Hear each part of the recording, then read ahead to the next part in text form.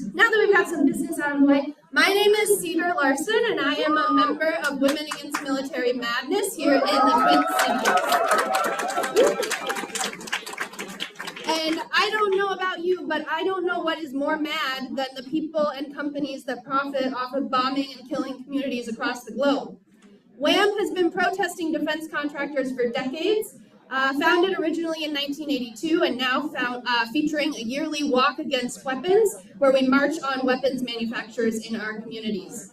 Like Lockheed Martin subsidiary, Forward Edge ASIC, which is about 5 miles away from here.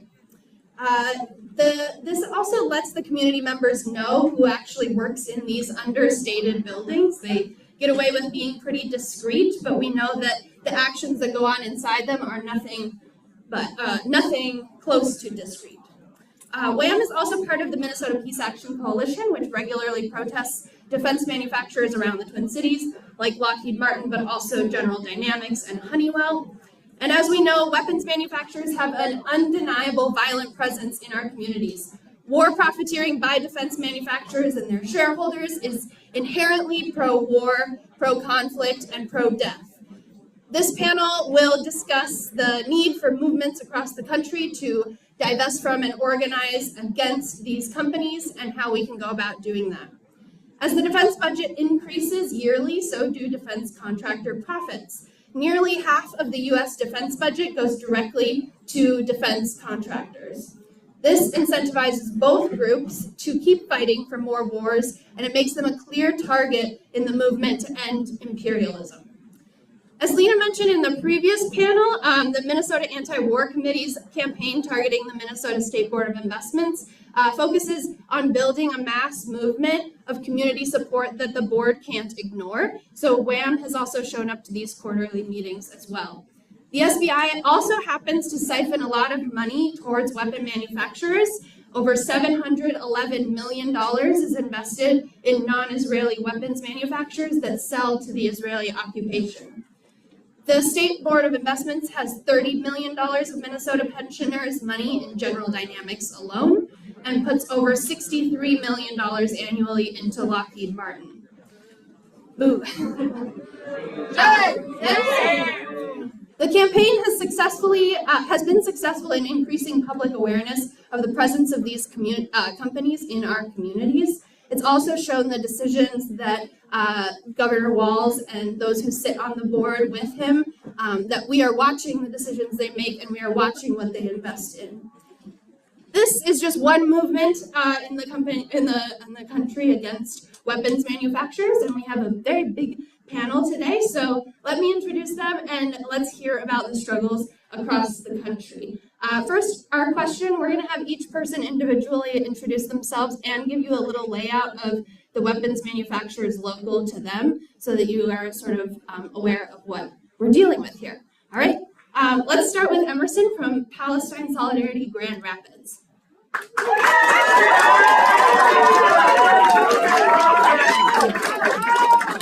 First, I want to say how humbled I am to be in a room with so many amazing organizers and activists. You guys are all beautiful. There are so many friends in this room. I recognize people from the March on the RNC, the March on the DNC, and so many other actions around the country. So excited to be with you today. My name is Emerson Wolf. I'm the chair of Palestine Solidarity Grand Rapids. And we've steadily been building a campaign against war profiteers in West Michigan for the last year.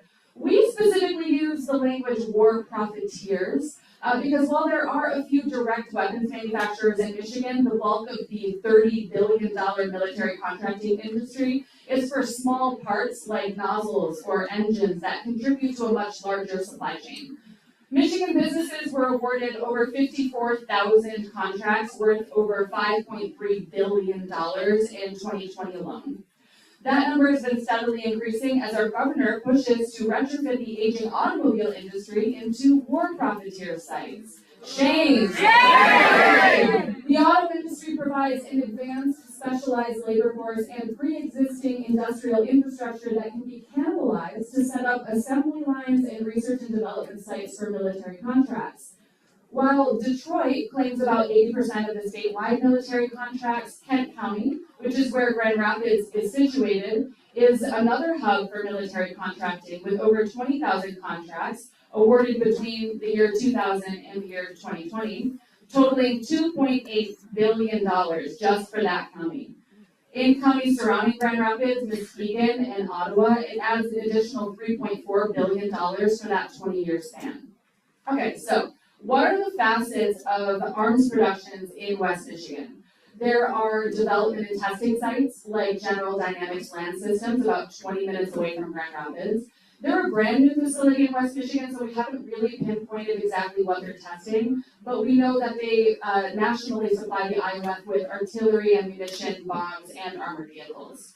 There are manufacturing sites like the Israeli armored vehicle company Plassen, located a few blocks away from General Dynamics, so that's a little hub outside of Grand Rapids for military contracting.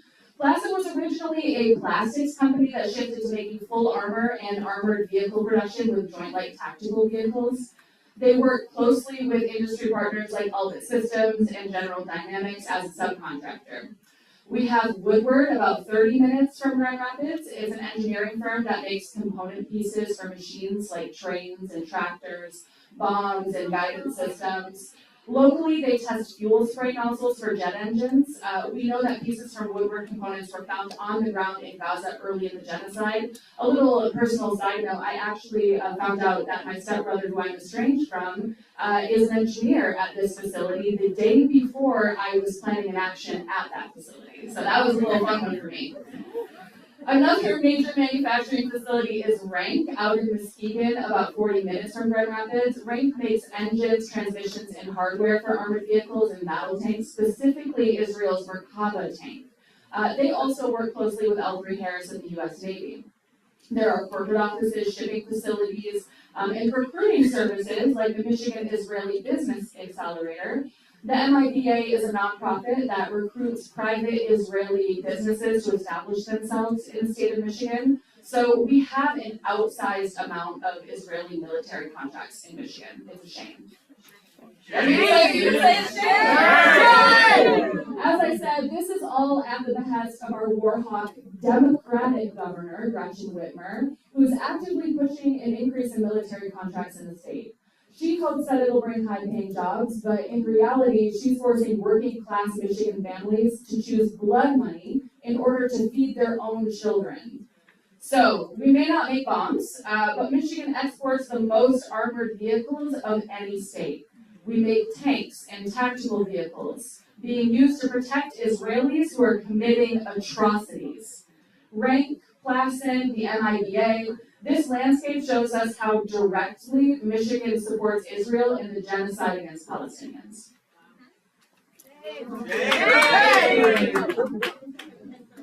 Hi everyone, my name is Holly, my pronouns are she, they. I'm from Portland, Oregon, with Portland for Palestine.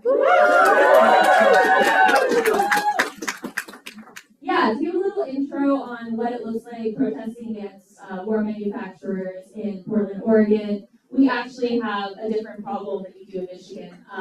We have a good problem, which is we are actually one of the least involved states in war manufacturing in the country.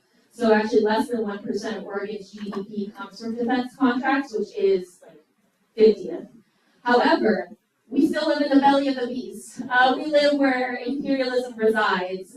So there are certainly many different companies that we can still come after in Portland and Oregon that are complicit in the war machine. But for us, our job has been to find these little like niche companies that are again like servicing parts or servicing these little bits that go towards the IDF and towards other regimes that are doing terrible things.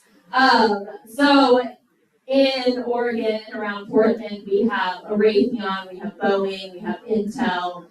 We have a company called Leopold and Stevens, and I don't know if I'm forgetting any others, but so Collins Aerospace is a subsidiary of Raytheon that mainly works on commercial airplanes, but they also produce visual equipment and targeting systems that are used by the IDF. Leopold and Stevens is, again, one of these like kind of more niche. It's actually a local company that produces rifle scopes. But through some investigation on their website, we were able to find out that they actually have dealers that sell to the IDF. So there are all these little places where you can still find this complicity, this connection to the genocide that is happening in Gaza. that we've been able to find and that we're aiming to put a spotlight on. And the main 3 ones that we have targeted have been Boeing, Collins Aerospace, and Leopold and Stevens. Actually, just a month after our organization launched, we blocked Boeing. So we got a group of 30 people to wake up at 3:30 a.m. And block both of their entrances with our cars and with our bodies. And we were able to make a statement there to let them know that they're no longer welcome so long as they continue to be complicit in this genocide. We have mobilized multiple protests and rallies to Collins Aerospace and to Leopold and Stevens, where when we went to Leopold and Stevens, we faced guards that came up with weapons right on their belts, trying to clearly intimidate us, but we showed them that we will not back down, and we will continue to show up so long as these horrible companies continue to be complicit and to fund and send arms to the genocide that is happening in Gaza. So there is a war movement and a people's movement that is building up in Portland, and we're really excited to be a part of that. Thank you so much for having me here today. It's so great to be here at the founding conference of AWAN.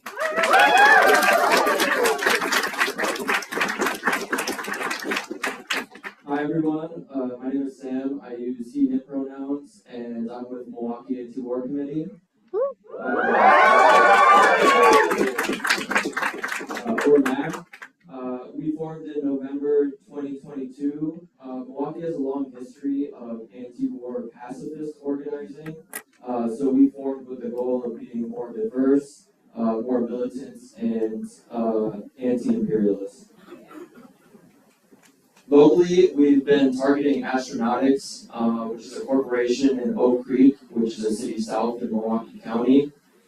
They primarily manufacture systems and technology that's used to enhance weapons operations, like avionics systems and weapon control systems. These are used by the U.S. Air Force, and for almost 50 years now, they've also been used by the Israeli Air Force. So this corporation in Oak Creek plays a direct role in the genocide in Gaza.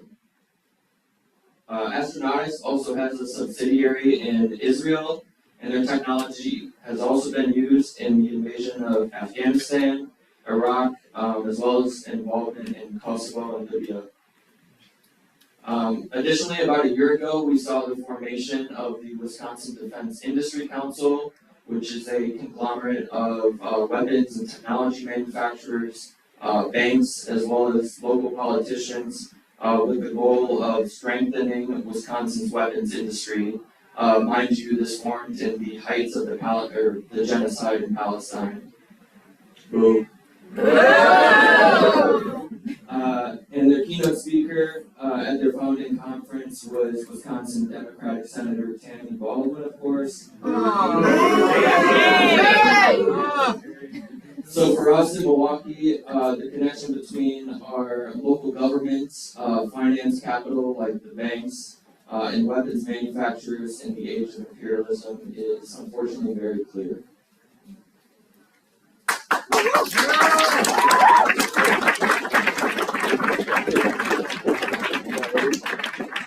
An announcement about how much money we've raised? Yes. So we've raised $503 so far. Doesn't include the online quota, that's just cash. So after this panel, if you're able to donate more, that's great. And then once again, there's the GoFundMe online if you don't have cash. Thank you.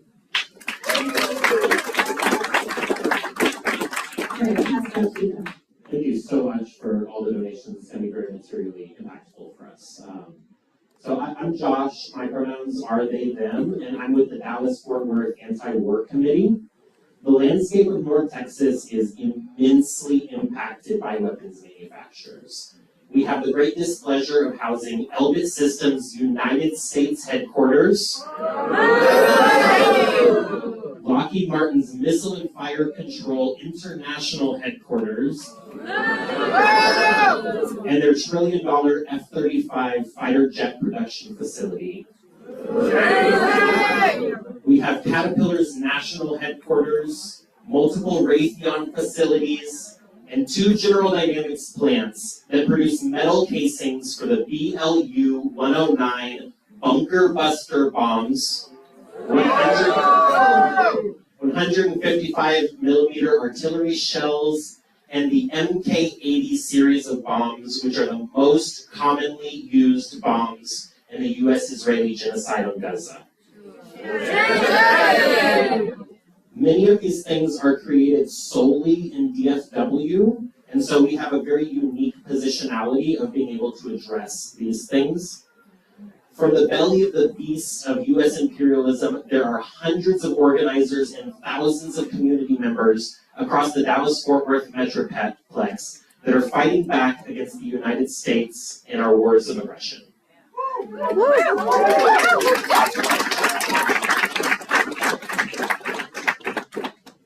Hello. It's an honor to be here. I'm Julia with Denver Anti-War Action. Like a lot of us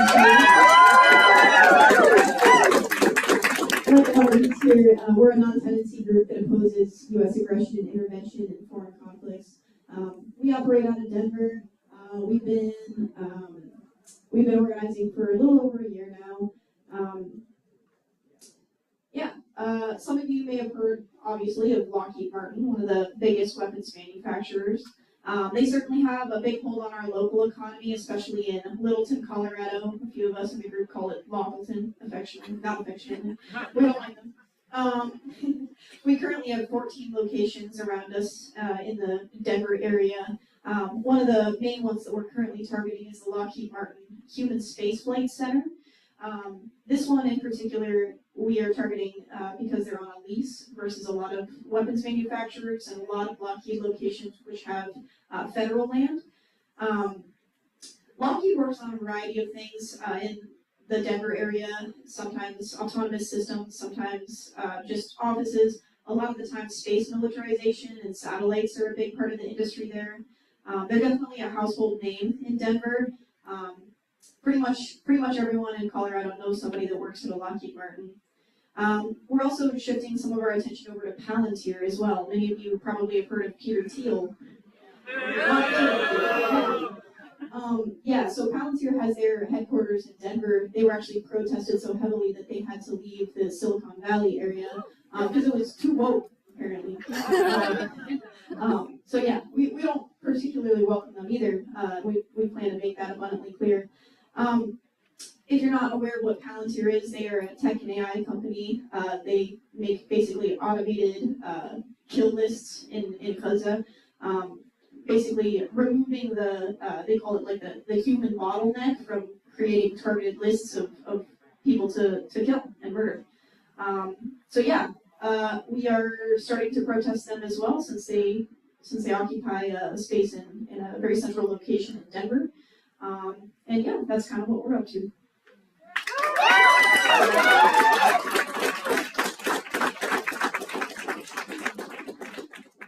Hey y'all, my name is Ryan, my pronouns are they, them, and I'm here with the Jacksonville Palestine Solidarity Network from Jacksonville, Florida. JPSN started in 2017, we reactivated in 2023 in October. Right now, our primary campaign is against two shipping companies, Maersk and Zim, which together we have described as our genocide out of JAXPort campaign. So the JAXPort, or the Jacksonville Port Authority, is something of a relatively unique port within the United States. It's one of the 17 strategic military on-call ports in America, which boast that they are prepared to ship military cargo for national defense and foreign humanitarian assistance and disaster relief around the clock and at any given moment. So again, this is one of the 17 most militarized ports in the U.S. Say shame. Shame! Now, Maersk is one of the most profitable companies on Earth and one of the world's largest shipping companies and logistics companies. And it's also part of what's called the Voluntary Intermodal Sea Lift Agreement, or VISA, in the Maritime Security Program, which transport weapons on behalf of the U.S. Department of Defense, including in service to Israel. Maersk is one of the largest shipping companies in the transfer of weapons to Israel. And Zim is actually is an Israeli shipping company. It is the oldest Israeli company. In fact, it is older than it's a pre-1948 Israeli shipping company, which started as an illegal weapons smuggling ring for the settler terrorist organizations which committed AWAN. So yeah, these are truly despicable people. In addition to their own direct complicity, what this means in targeting these shipping companies is that we are attacking weapon manufacturers in general at a critical choke point. Because if you look at the lay of the land in Florida, you know, we have Safariland, we have Raytheon, we have Lockheed Martin, we have Boeing, we have really it's similar to Dallas. We are not shy for our selection of targets if we were going to select a weapons manufacturer.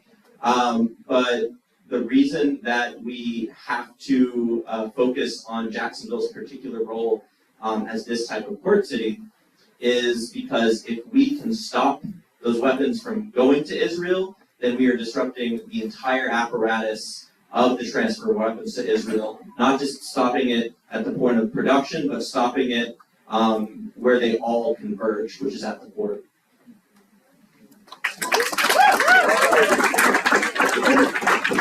Thank you all so much for laying out that groundwork for us of what we have going on across the country. It's all a little bit mind-blowing. Let's move to Josh, if you want to address sort of why for us the fight against war profiteers is a fight for the anti-war movement. Yeah, I think it's really important to use your campaign work to address the material needs of people in your area.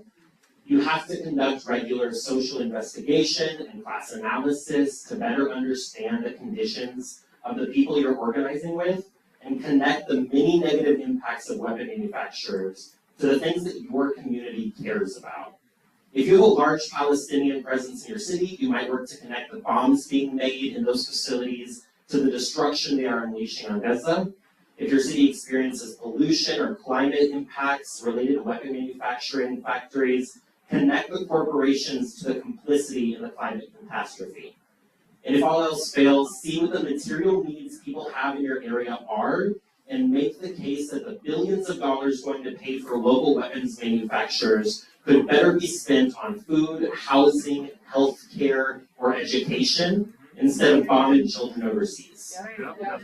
For us in DFW, we're working particularly alongside other organizations and campaigns like the Palestinian Youth Movement's Mask Off Mersk campaign and the Democratic Socialists of America's Chevron Fuels Genocide campaign to turn off the taps to weapon manufacturers. Specifically within DOC, we are working to stop job recruitment for weapons manufacturers to hit these companies in a material way where we're able to have a greater impact. Weapons manufacturers represent a glaringly obvious concrete connection to U.S. wars abroad for people in your city. Do your research on the companies near you so you can speak to the harms they are causing locally and around the world, and integrate yourself within your community to learn how to meaningfully connect that research to the needs expressed by the people you are organizing alongside. For some areas, it might take more political education and practical action to bring people along with you, but materially and tangibly connecting the work to the needs of the people you're organizing is a way to make those connections and draw people into the movement. Thank you.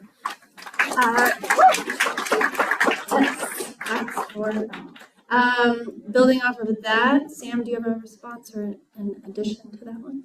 Yeah, so something we found through our work organizing against astronautics, who again makes technology and weapon systems for jets and planes, is that most people in the Milwaukee area have no idea what astronautics do and what they really contribute to.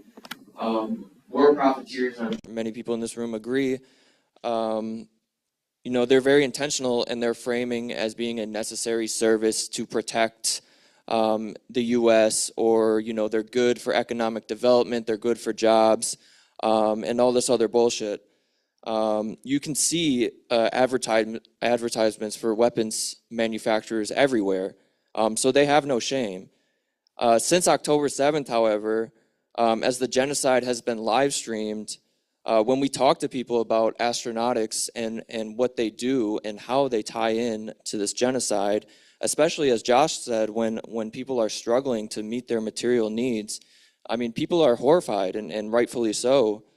So it's important for us to help people understand that companies in our backyard are contributing to this genocide that we're seeing live streamed on our phones. We knew somebody who actually worked for astronautics, and they told us that whenever we would plan a protest and call out astronautics connections to the genocide, that the company would send emails to all their employees about the values that they stand for. And again, it's just bullshit. We've announced flyering or protests at astronautics when they're trying to do job recruitment on campuses and they don't show up or they leave immediately.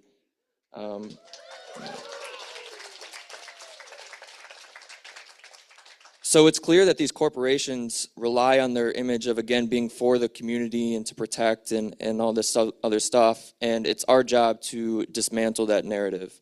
And when people find out about what these corporations do, they're outraged and they want to become involved in the movement. They want to help. And broadly speaking, we have seen public opinion shift since October 7th. We know that the genocide played a role in the Democrats losing the election. So with the images coming out of Palestine, helping people realize that that's what these companies are truly contributing to, and doing so through protesting war profiteers, protesting weapons manufacturers, and direct action. This has led to sparked interest in our movement locally and helped build the movement.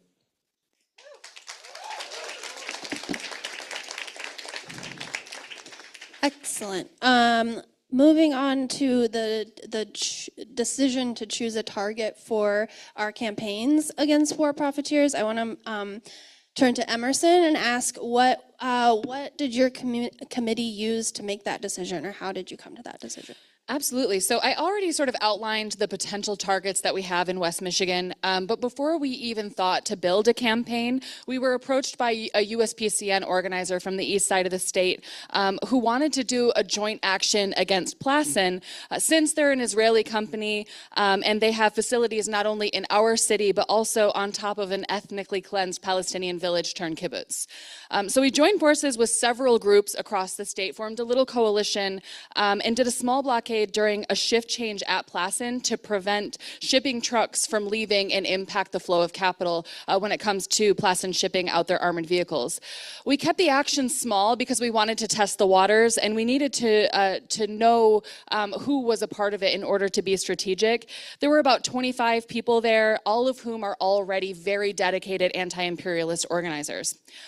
We blockaded the entrance for about an hour or so before 30 cops from several different municipalities showed up and prepared to do mass arrests. That's very typical of the response that we receive in Grand Rapids and the surrounding areas. We're a conservative-leaning city, and so the cops tend to respond in an outsized, in force. We ended up leaving unscathed. It was no issue, but the action taught us a lot about the landscape of agitation and action against war profiteers in our area. We learned that we needed to start with an awareness campaign to raise the level of consciousness so we have more people to create safety and unity for direct actions. Because Grand Rapids is a small, sort of conservative-leaning city, we need to agitate people as much as possible to really get them out to our events. We then led a virtual teach-in about war profiteering in West Michigan with Cody and Carly from Resist US-Led War. They're in the room today. Yeah, Cody.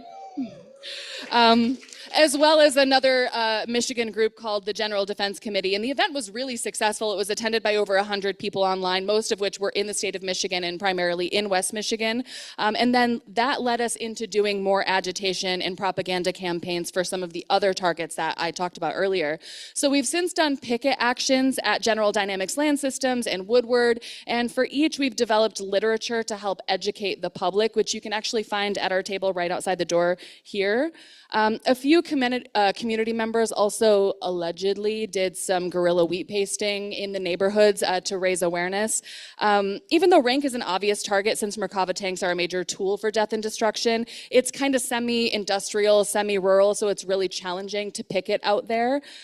We're constrained to doing actions against war profiteers and business parks for that reason while we build capacity for a larger campaign. We're really building an anti-imperialist, anti-genocide movement against war profiteers in Michigan.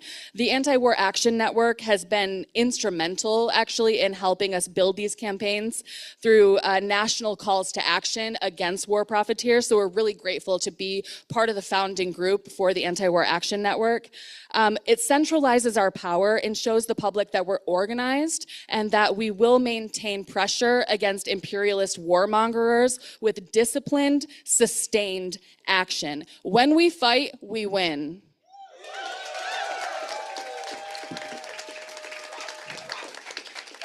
That's right. That's right. We'll pass it to Ryan for the same question for decisions on how you chose a target for your campaign.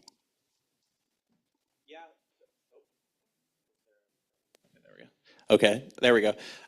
So really, it all came down to, I'll answer this kind of in two parts, how we decided to target weapon manufacturers and then why we decided to target the shipping companies in particular.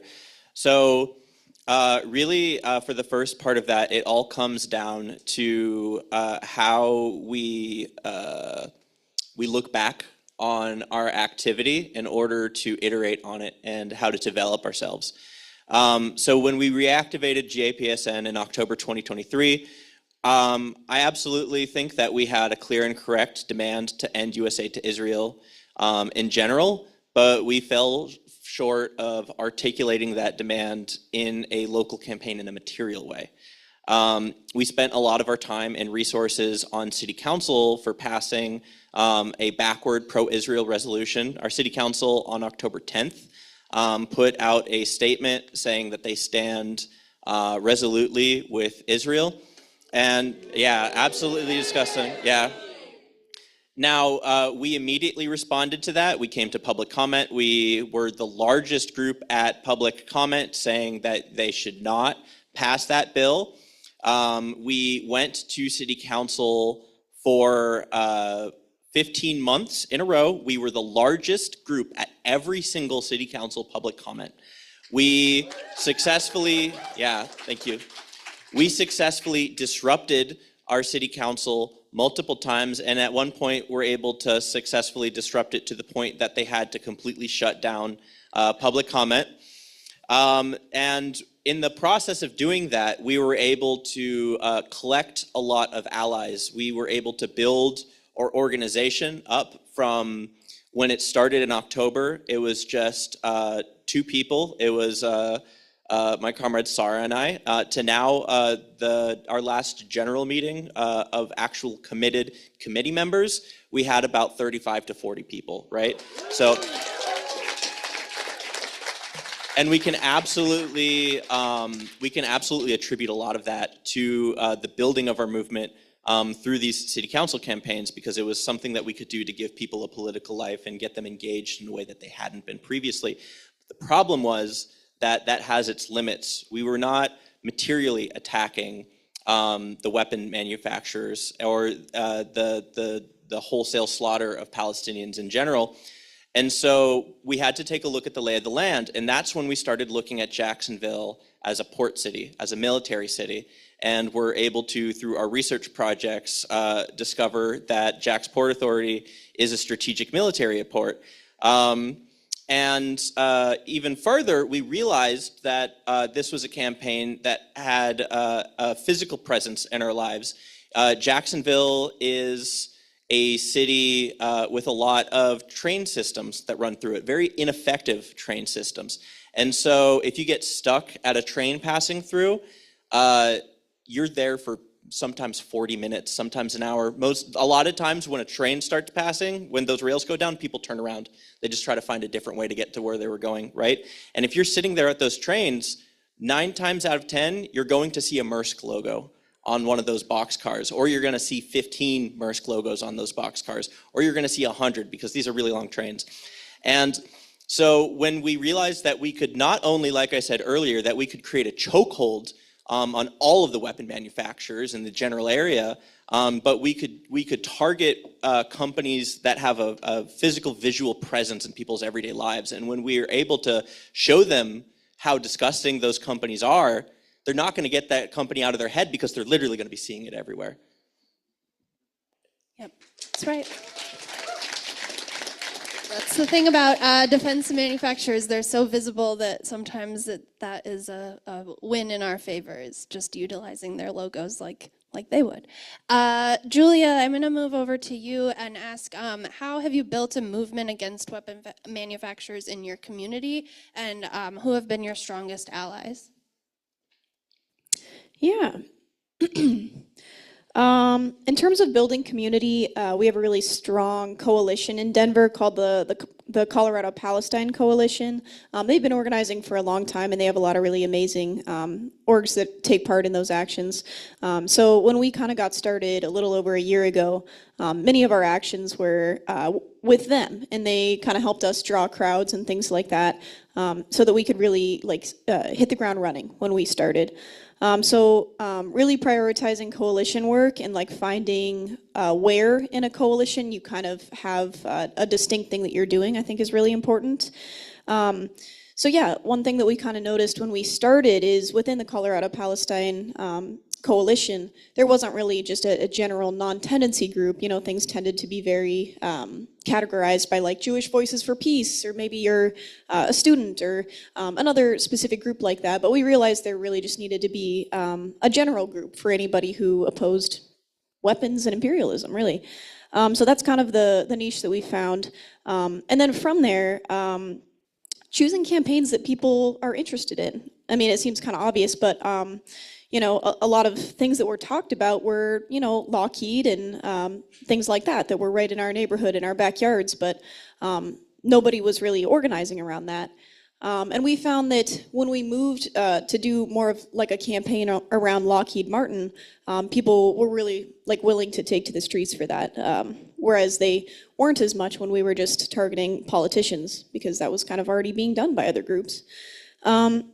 And then kind of within those campaigns that people are interested in, having actions that are accessible to people. We'll actually be having a little presentation tomorrow about car rallies, but choosing tactics that are easy for people to actually do is really important. Having a really strong educational element is also good. Prioritizing things like teach-ins so that the community really knows who the monsters in their backyard are, and they're able to talk about it, and they're able to get angry about it. We've had a lot of success having a teach-in and then an action right afterwards, educate people about what's going on, and then, help them to really take up action right then and there. Choosing campaigns that people are interested in. Lockheed is kind of a household name in Colorado. So when we started doing actions around them, people really knew who they were and what they were doing pretty immediately. And they were moved by it very easily. So those are our suggestions.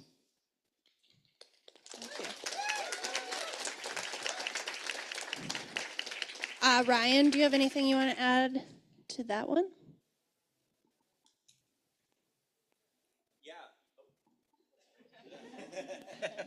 Okay, there we go. So a few things that I want to talk about. So when you are building a movement against war profiteers, awareness is key, right? Making people understand that these people are in their community and what they are doing is super important. So a very effective tool for us has actually been zines. We have a zine dedicated to our Genocide Out of Jacksport campaign that goes through the history of Maersk and the history of Zim, and then demonstrates how long they've been in Jacksonville, the ways in which their implication in Jacksonville has helped the genocide, and then gives a basic education on the genocide in general. And so we've been able to use this. We'll go out just into really any public setting. We've had tremendous success with this. It really has activated just people on the street. And so that has been very helpful for us. Another thing that is super important is that you have an escalation of tactics in your campaign. You know, campaigns don't start running. You have to, maybe not for the first day that you've decided to have this campaign, go out to the port and try to shut it down. What we started with is a strategy of meeting the people where they are. And we have a very large Palestinian community in Jacksonville. So what we first did was we targeted in our actions, how do we make this action the most accessible to the Palestinian community? And so we would have a Genocide Out of Jacksport rally where it's a sign waving roadside situation where it is very close to where most Palestinians live, which makes it tremendously accessible to them, very family friendly type of activity. And so we can get large numbers out and we can educate them in a mass way. And then we can move from there into, you know, like a car rally, into a rally at the actual port, right? Another thing that is super important is that you clearly identify your wins, big or small. We talked about counter-revolutionary weather earlier. This last October 7th, we had our first rally at the Jacksport Blount Island terminal, which is where they ship the weapons out of. Now, we ended up having horrible weather that day. It was just barely not a tropical storm, but we were still able to get, I think, 150 people out in front in the rain. I mean, to the point that all of our protest signs disintegrated. Yeah, but we were still out there shouting. We were still out there making noise, and because of our presence there, the port was so afraid that they blockaded off the only entrance in or out, so they weren't actually able to receive or leave any shipments for the entire day because of our action. Yeah. Now, were we able to end their relationship with Maersk or Zim that day? No, but you better believe that we were constantly bringing that up, that we were constantly demonstrating that when we fight, we win, and we fought and we won, right? As far as allies go, I have two answers. One was a surprising ally for us, which was actually the church right next to that port. Because if you're going after weapon manufacturers, something that you're going to find out is logistics and access to their bases and their sites. It's very difficult. You know, they're not exactly in the walkable parts of any city, and Jacksonville isn't a walkable city to begin with. And so there's no actual place to park anywhere near it. It's very tricky what actually is public and private property in that area. But there's a church right there, and as it turned out, that church, it's an AME church, an African Methodist Episcopalian, and they had, since before the genocide, been passing pro-Palestinian statements within their own congregation. And so that was a tremendous ally for us. And my last one is, I'm going to say, bear with me here, that the Democrats have been a great ally for us in their incompetence. And I'm going to tell another story about counter-revolutionary weather this time that I think you guys are going to love, which is that we tried to flyer for the MLK event, the MLK Day parade in our city for a rally that we were going to have later that day. The Democrats actually canceled the march because of weather. It was 45 degrees and sunny outside. It was too cold for them. I mean, we are from Florida, but we were fine. We still had our rally, and we actually got a ton of people who came out who were pissed that the Democrats couldn't even hold like that kind of march on the day of Trump's election. We were able to bring together a huge coalition, and that coalition has been our strongest, most militant ally.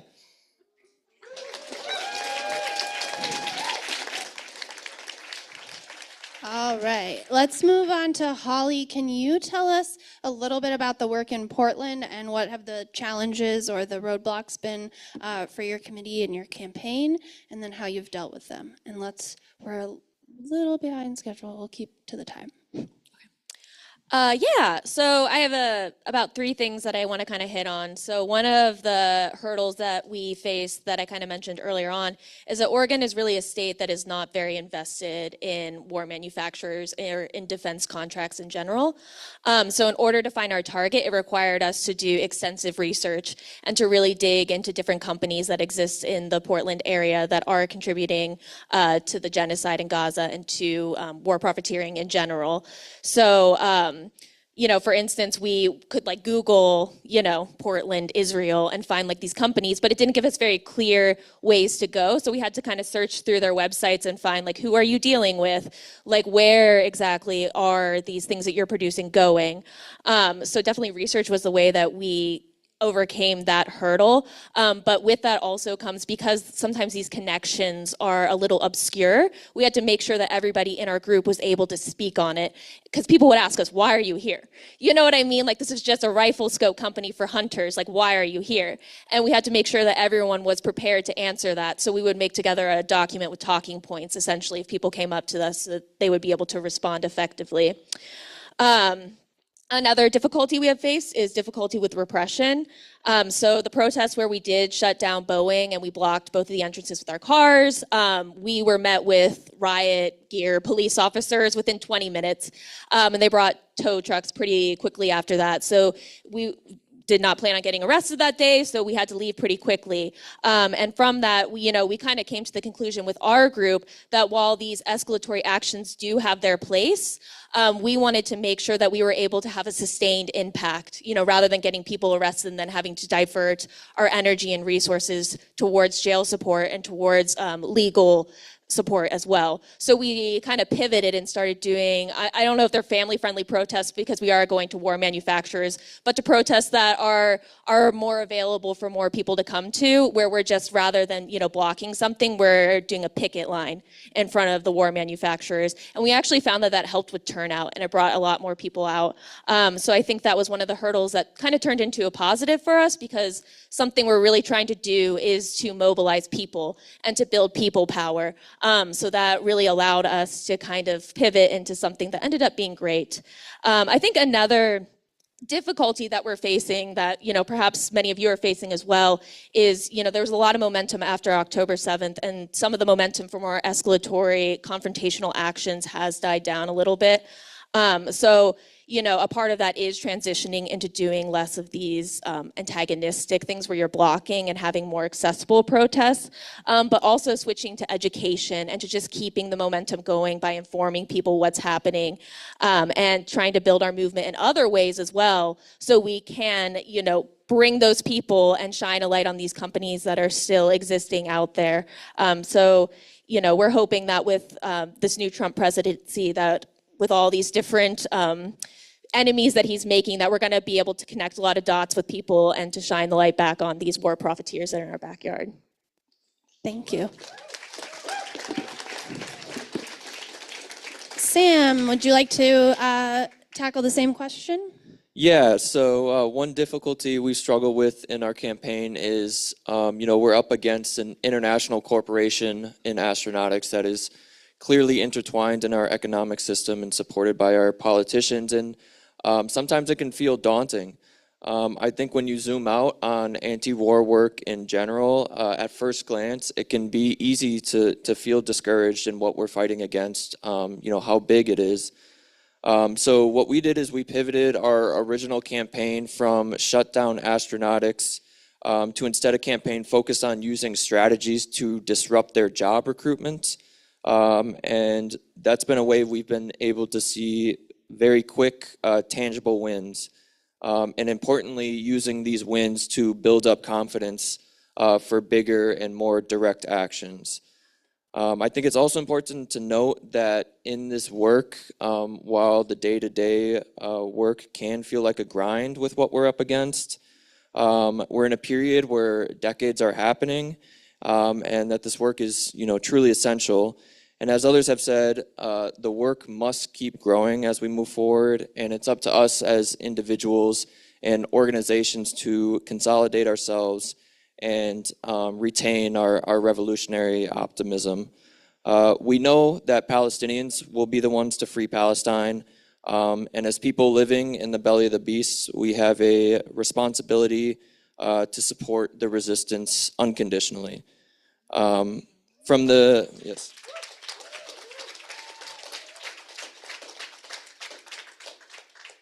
the student encampments to marching against the RNC and DNC and highlighting Palestine there, organizing against war profiteers, divestment campaigns, these have created unprecedented support for Palestine in this country and made Palestine a household topic.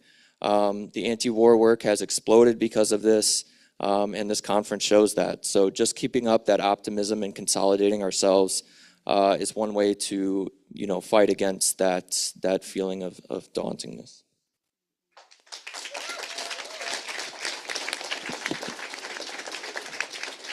All right, and then let's hear from Josh. What's motivated your communities? What have been the most successful actions that you've had? How have they captured attention of supporters? Last March, we were able to shut down a General Dynamics bomb factory in Garland, Texas for an entire work shift.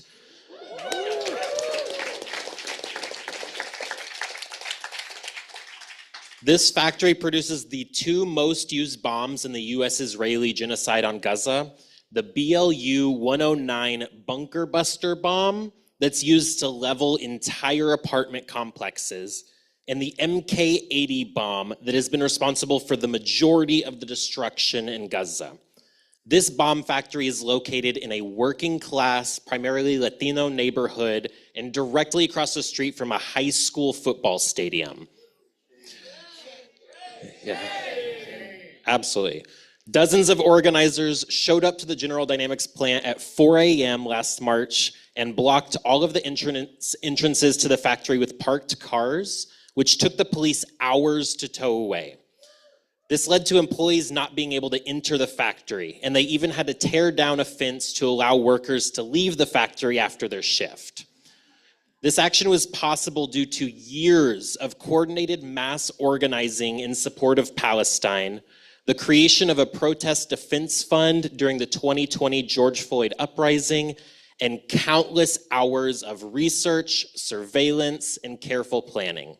This action was a material win for the Palestinian movement locally and internationally, preventing thousands of bomb casings from being built and taking millions of dollars of blood-soaked profits away from General Dynamics.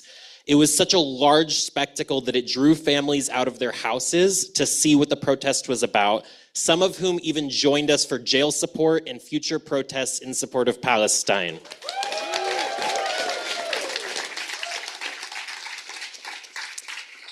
We've been able to draw significant organizational wins from this action, growing movements like the DFW Anti-War Committee, the Palestinian Youth Movement, and Jewish Voice for Peace, as well as months of mass protests against General Dynamics plant and a popular University for Palestine event outside the fence where thousands of empty bombs are piled up. It took a lot of careful work and planning to accomplish, but it was an action that materially impacted this major weapons manufacturer and progressed the local movement for Palestinian liberation.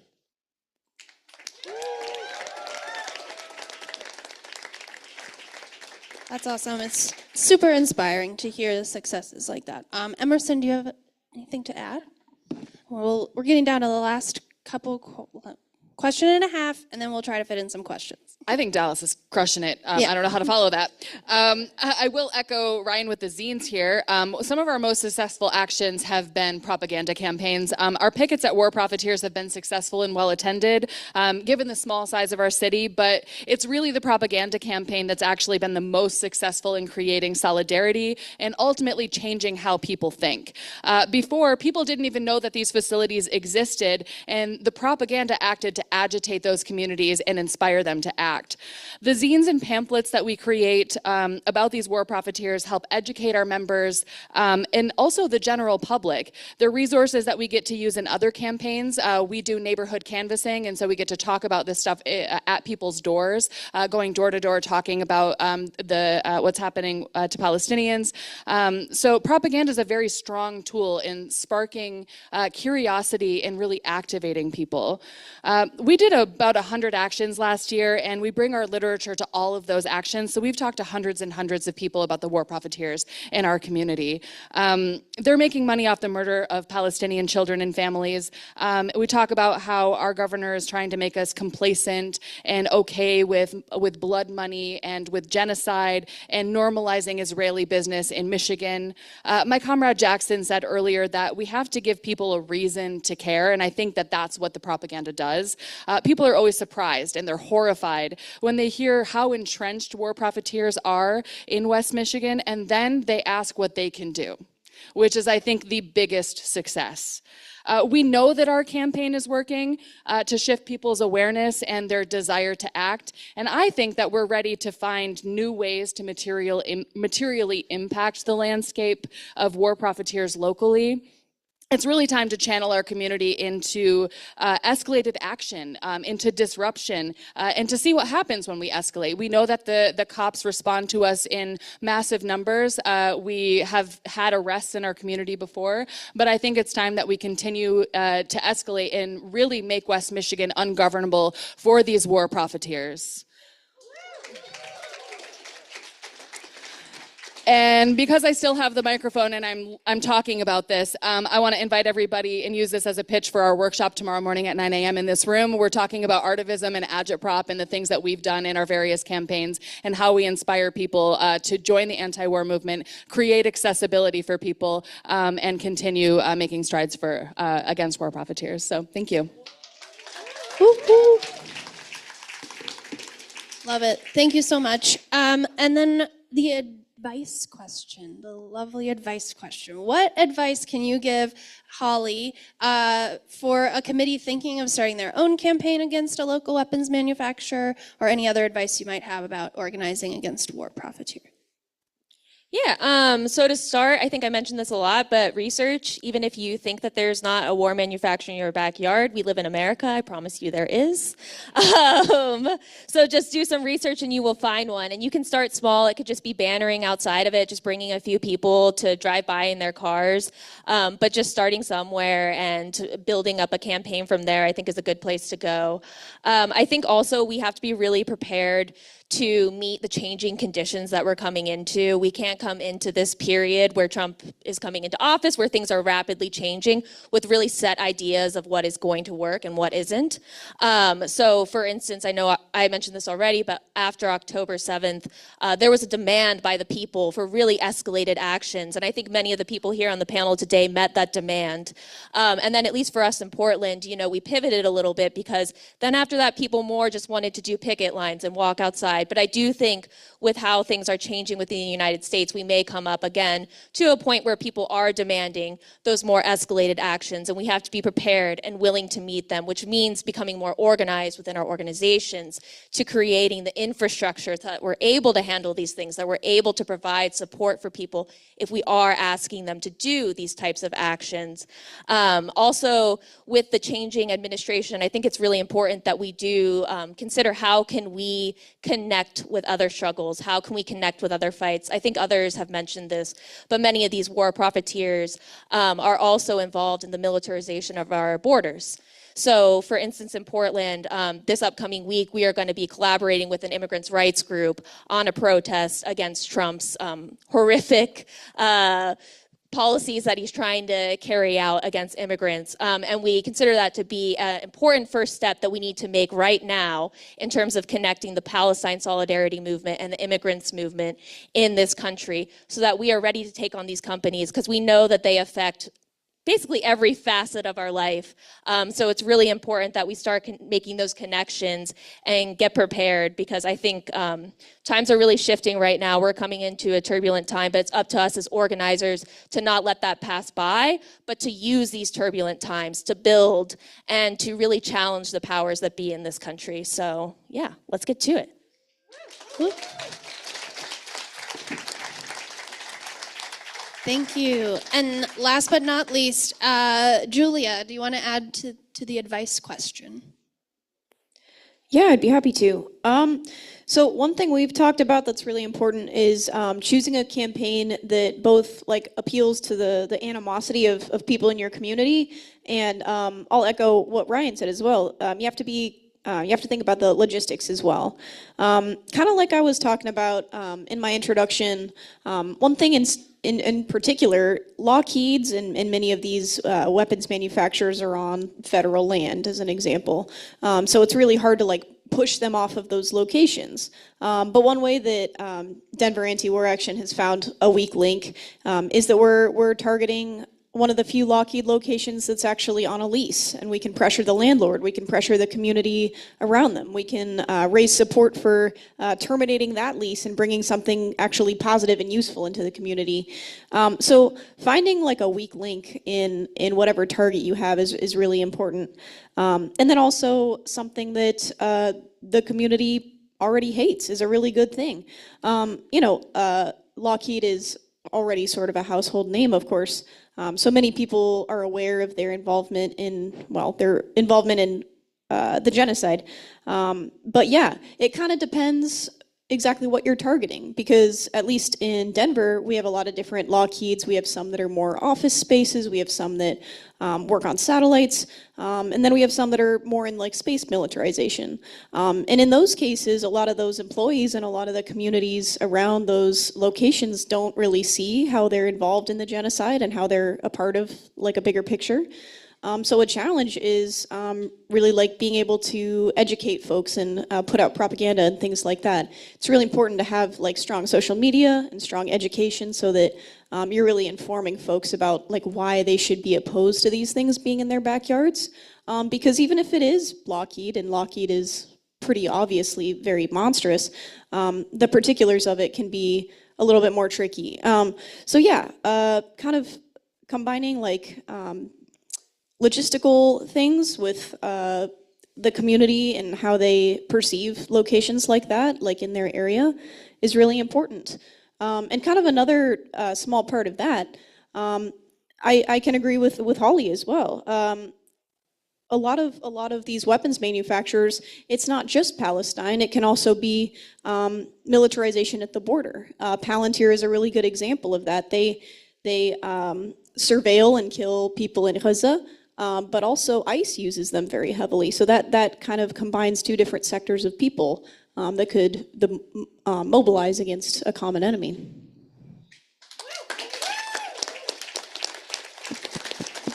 Thank you. Let's give a big round of applause to the entire panel here.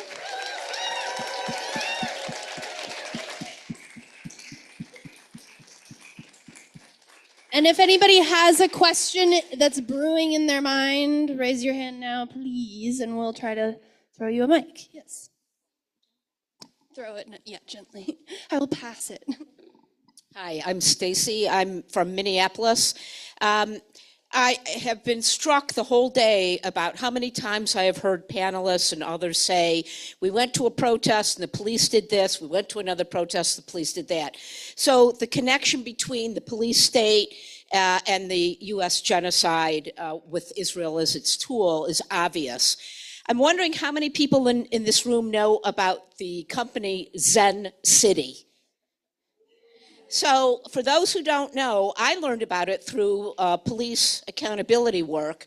They are a notorious company that engage in surveys and surveillance in order to enable the current police status quo, which, as we know, is to uphold the moneyed class and capitalism.